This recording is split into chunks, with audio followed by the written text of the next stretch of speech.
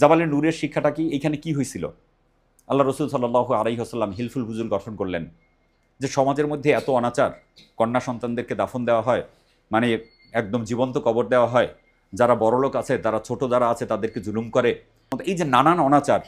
এরপরে এই ক্ষেত্রে বড় একটা বিষয় কিন্তু ছিল, মহিলাদের কোনো গুরুত্বই ছিল না ওই সমাজে।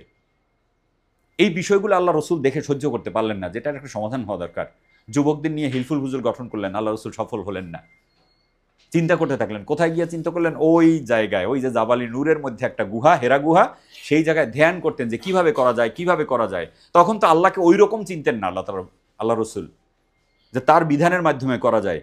আল্লাহ তাআলা রব্বুল আলামিন কি করলেন? এই সমাধানের জন্য হযরত জিবরিল আলাইহিস সালামকে পাঠালেন।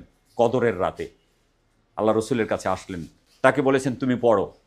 আল্লাহ রসুল ভয় পেয়ে গিয়েছিলেন, প্রথম বলছে আমি তো পড়তে পারি না, পড়াশোনা তো জানতেন না আল্লাহ রসুল, বলছে আমি তো পড়তে পারি না। জিবরিল আলাইহিস সালাম তাকে একবার আলিঙ্গন করলেন, আবার বললেন এখন পড়ুন, বলছি আমি পড়তে পারি না। জিবরিল কিন্তু ছেড়ে দিয়ে যান নাই, এইখানে আবার তিনি আলিঙ্গন করেছেন, বলছেন আমি পড়তে পারি না, আবার করেছেন, তারপরে তিনি পড়েছেন ইকরা বিসমি রব্বিকাল্লাযী খলাক। একদম প্রথম যে নির্দেশনা আল্লাহ রসুলের প্রতি, সেই নির্দেশটা কি? পড়ো তোমার প্রভুর নামে। আমরা এখানে যে কয়জন আছি, বুকে হাত দিয়ে কি কয়জন বলতে পারবো যে কোরআনুল কারীম এই যে পড়ার জন্য আসলো, প্রথম থেকে শেষ পর্যন্ত একবার অর্থসহ পড়ছি? আমি সহই বলছি, একদম দায়িত্ব নিয়ে বলছি, আমরা অনেকেই কিন্তু পড়ি নাই। কিন্তু একবার অন্তত অর্থসহ পড়া উচিত ছিল না? একবার দায়িত্ব অন্তত অর্থসহ পড়া, এবং বছরের প্রতি বছরই আপনার কন্টিনিউ করা উচিত এটা। আপনি তেলাওয়াত করলেন, অর্থটুকু পড়লেন, তেলাওয়াত করলেন, অর্থটুকু পড়লেন, এটা করা। আর একটা বিষয় হচ্ছে, আমি ধরেন বিজনেস করি, বিজনেসের ক্ষেত্রে আল্লাহ তাআলা রব্বুল আলামিনের কি কি নির্দেশনা আছে, সেই আয়াতগুলা প্রতিনিয়ত পড়া উচিত। আমি যখনই দরকার তখনই পড়ব।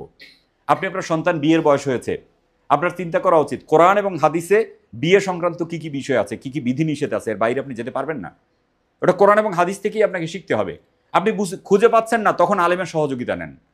এবং কোন আলেমের সহযোগিতা নেবেন? সম্ভবত সূরা আম্বিয়ার ৭ নম্বর আয়াতে আল্লাহ তাআলা বলছেন, ফাস আলু আহলা যিকরি ইন কুনতুম লা তা'লামুন।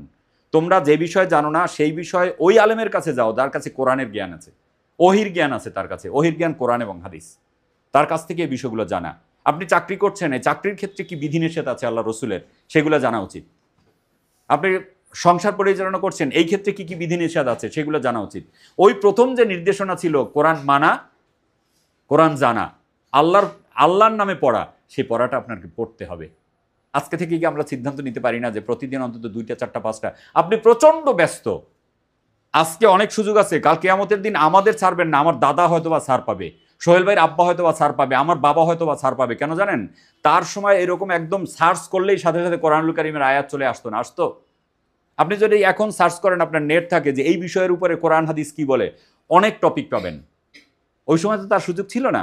আপনি প্রতিদিন 2টা 4টা আয়াত পড়েন, গাড়িতে যে সময় যাচ্ছেন তখন পড়েন, আপনি সময়ই পাচ্ছেন না।